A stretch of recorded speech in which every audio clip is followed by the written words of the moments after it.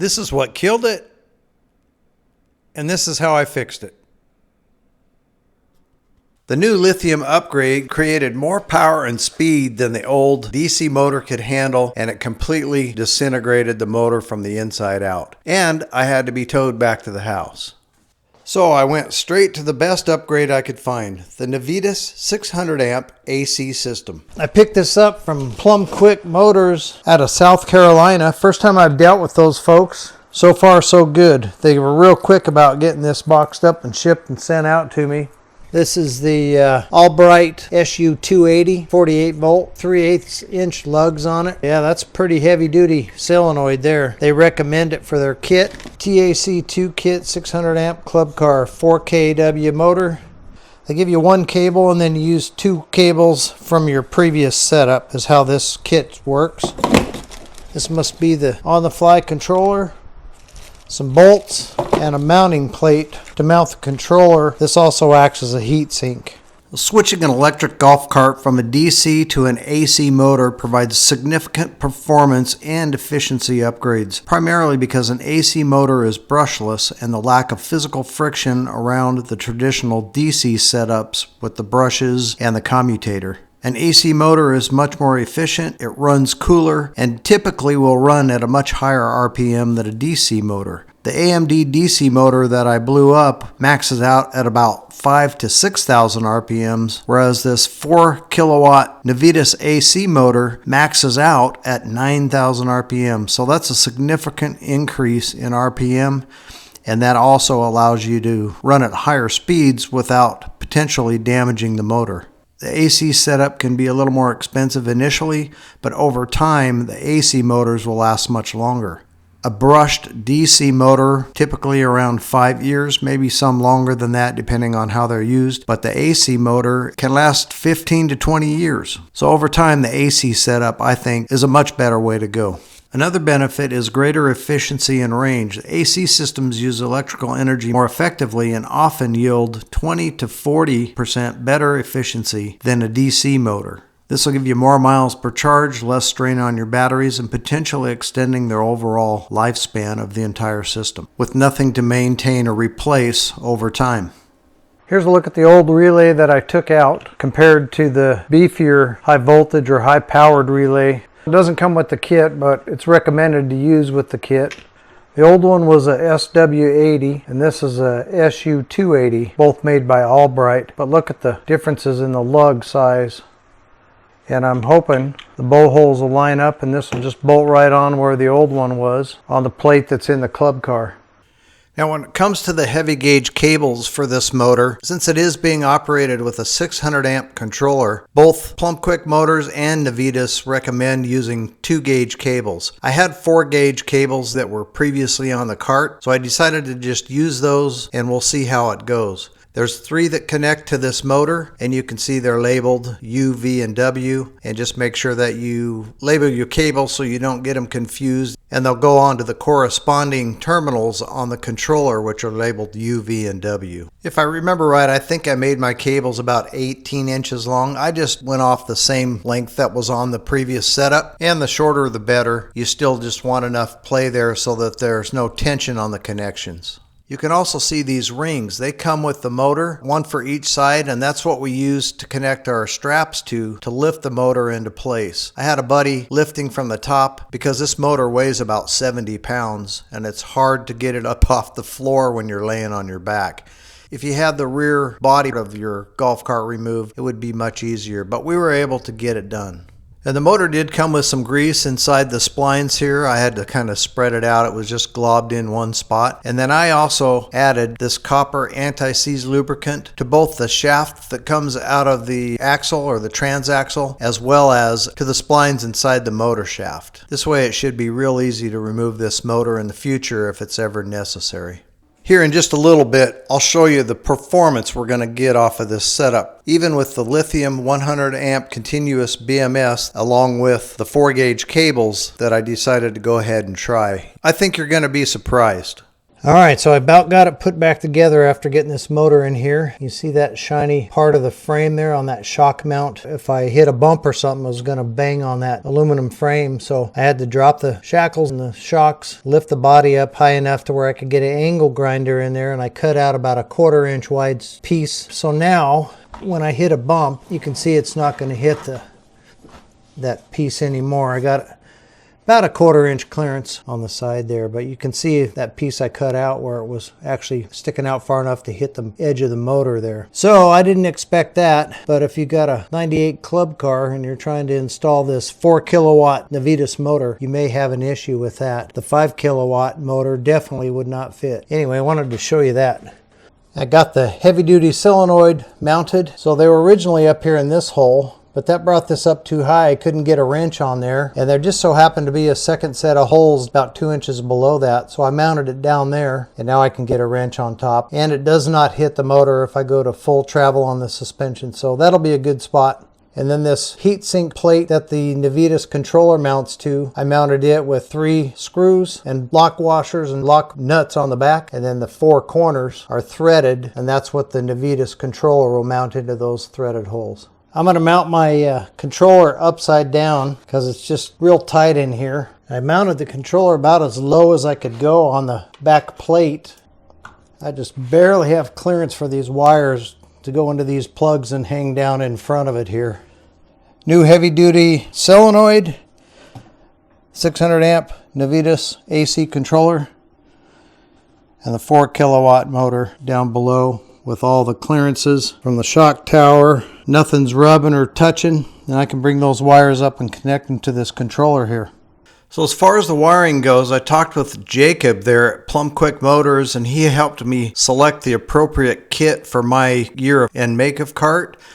And this is the standard harness for the DS cart that I have, 1998. This plug went into the previous controller, and then this is the plug that used to go to the onboard computer, which has been removed. So this plug and play kit comes with this little adapter, and that needs to be plugged in to the harness that went into the onboard computer. And then I did the classic blue and white wire connection, soldered those together and put some heat shrink on it. And that also needs to be on there so that the cart will operate. And a lot of carts aren't going to need this adapter, but my particular cart requires it. Then it comes with this box adapter. We'll plug the regular harness into that adapter, and then that itself will plug into the Navitas 600 amp controller. It's a 16 pin plug. Then I'll just zip tie and kind of secure these wires and make them neat and tidy so I can put it in here and still get the cover over the top of this compartment. This is the temp sensor and the speed sensor, and these connect to the controller. All of the harnesses are included in the kit. These two plug into the wires coming out of the motor. And then I think it's a 10-pin plug that plugs into the motor controller into this position right here and clips into place. That third little cap there right next to where I plug that in is a white cap, and that's where the on-the-fly controller plugs in if you want to install that on the dash and be able to make changes to your settings without going through the app. Okay, there we go. I zip tied a piece of foam to the back of this big adapter so it doesn't rattle up against the controller, and we'll see how that works. But got the water wires, solenoid, and I can actually get the lid on here, so that's amazing. All right, we're cruising the cart this morning with the new Navitas system. I've got the controller here for the app for the Navitas, and let me show you guys real quick here. Settings. I set it for 30 miles per hour. We'll see what that does. It definitely has a lot of pep to it. Max, we got this cart too before. When I blew the old DC motor that was in it was 25.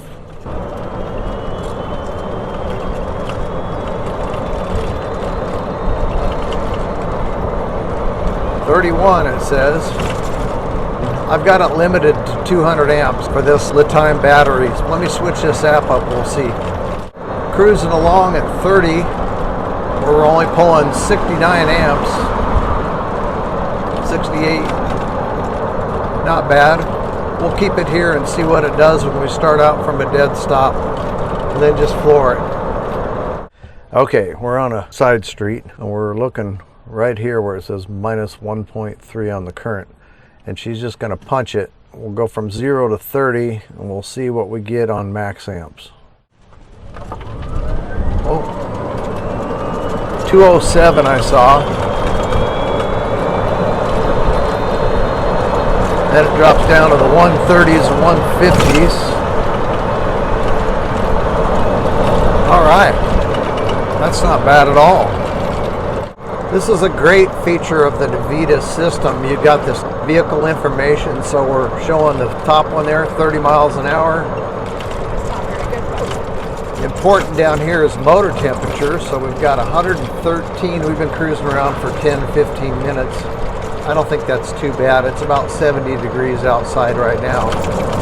Controller temperature, 96. So far, so good, running real cool.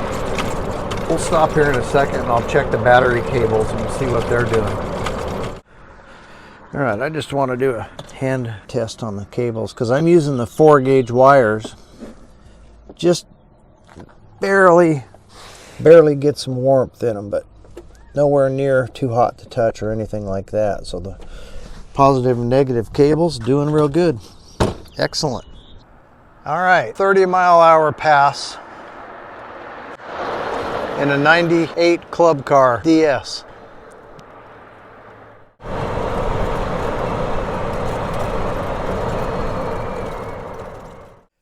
Now the way this system is set up, if you go into the settings, as long as your cart is mechanically up to speed and you have a lithium battery, they advertise this as capable of 38 miles an hour. And about halfway down here, it shows you your calculated forward RPM. I'm currently at 30 miles an hour and it shows 6,967 for the calculated RPM. The absolute max on this motor setup is 9,000. Now personally, I'm not going to run it anywhere near that. I'm okay with the 6,500, 6,900 range, but just for this one time, I want to see if this thing is capable of the 38 miles an hour. On this golf cart. And this golf cart, just to remind you, has the stock 18-inch golf course wheels, so it's not anywhere close to being rated to run at 38 miles an hour. But we'll do it this one stretch, check it out, see if it'll do it. So I want to change this speed. Type in whatever speed you're trying to do. I'm going to do 38. We'll hit done. Anything over 25 miles an hour, you got to accept this to eliminate the liability for Navitas. That's given an 8,825 calculated forward RPM on the motor, which is just under the 9,000. So again, it's supposed to be able to run at that, but if you run it at that continuously, you can definitely expect the life expectancy of the motor to be reduced. But I think for this one stretch, we'll be all right. We're going to find out. You scroll down the page here, in the middle of the screen, the maximum acceleration, 4,096 is the stock setting. Let's change that as well. If you want your cart to do a wheelie, the setting that you can change. The maximum here is 16,000. So let's put that up to 16,000. And we'll do a couple of tests on maximum acceleration and maximum speed, see if we can achieve the 38 miles per hour on this 1998 Club Car DS golf cart. Certainly I don't recommend doing this. This is dangerous. I'm taking my own risks for my own cart. So make sure your health insurance is up to date, and we'll send it this one time and we'll see how it does.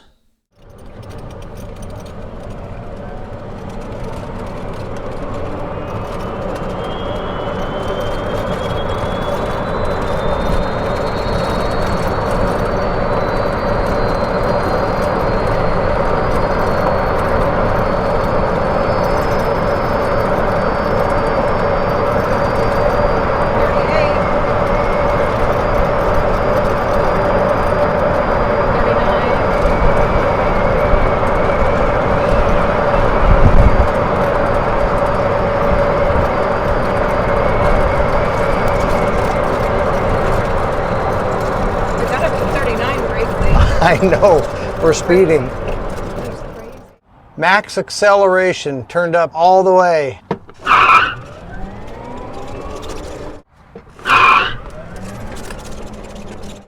So here's a look at the motor after just doing those burnouts, and about a 15-minute run.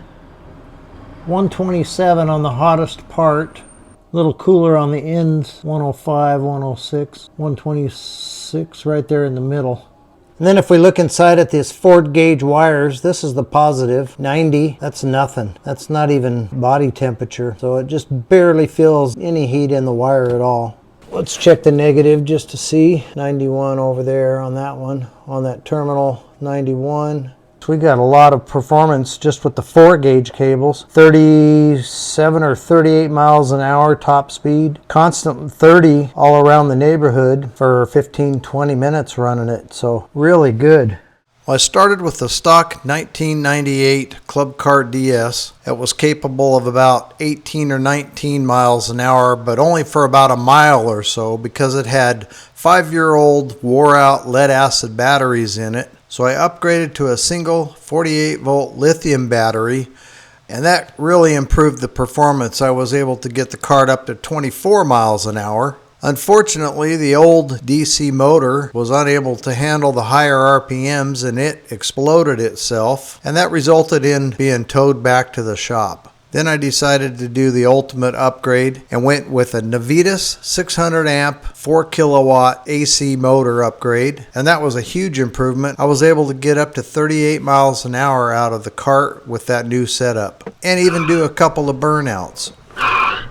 The cart will now do 30 miles per hour consistently all day long with no overheating, no overspeeding the motor, nice and quiet, smooth and efficient, and I even got a free t-shirt out of the deal from the nice folks over there at Plum Quick Motors, where I bought the Navitas upgrade conversion kit. After I filmed this video, I tuned it back down to 30 miles an hour. I can drive it all day long. I get about 30 miles out of the 100 amp hour lithium LiTime battery that I installed, and it's just a fantastic setup. The cart's 300 pounds lighter than it was with the lead acid batteries. It handles real nice, real smooth and quiet. I don't have to deal with any of the battery acid all over the place. Don't have to water the batteries monthly, and it's just completely maintenance free. Would I do it again? Absolutely.